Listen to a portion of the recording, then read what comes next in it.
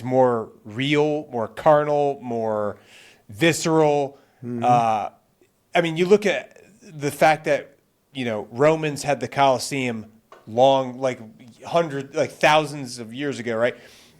This is essentially like the modern day Roman Colosseum, minus, there's nobody's losing their life. Death stuff, right? Yeah.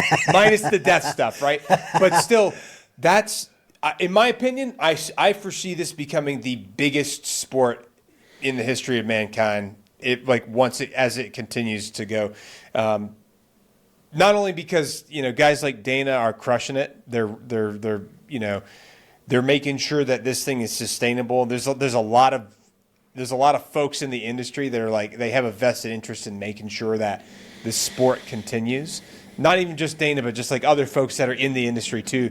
They have the passion there to make sure that this thing continues to grow and stays on a sustainable path. They're constantly looking for new talent across the entire planet from all walks of life, all different countries. It's always exciting. There's always new people getting into it. Yeah. Well, they ran towards regulation, which was a big piece of the puzzle. They needed and the old owners, Bob Meyerowitz and SEG, were the first ones that started pushing that with Larry Hazard from the state of New Jersey. Yeah. They came up with the first unified rules.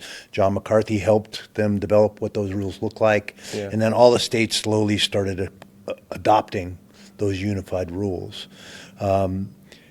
I think there's a bit of a monopoly on the sport right now at the UFC, and obviously a couple of class actions that are pending. One is settling right now. Oh, wow. I'm in that class.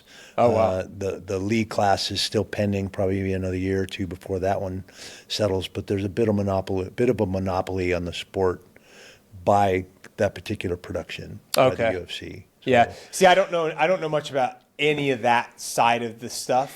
We have some work to do as fighters, Sure, to get our fair share, to get our piece of the pie. I mean, most professional sports at least split with owners and promotions 50-50. They do their damnedest to keep all the fighters under 20% of the take from any single event, which is a bit ridiculous. So I think we have some work to do and some room to grow in the sport. Sure. But it has absolutely solidified itself as a combative sport for this generation. I don't know if it's ever going to overtake football or basketball, those kind of mainstream sports that appeal to the everyday person that lives in one of those cities that has one of those teams, that they want to root for. Combative sports aren't for everybody. Some people are like, oh my God, you do that? Yeah. Like somehow I'm a criminal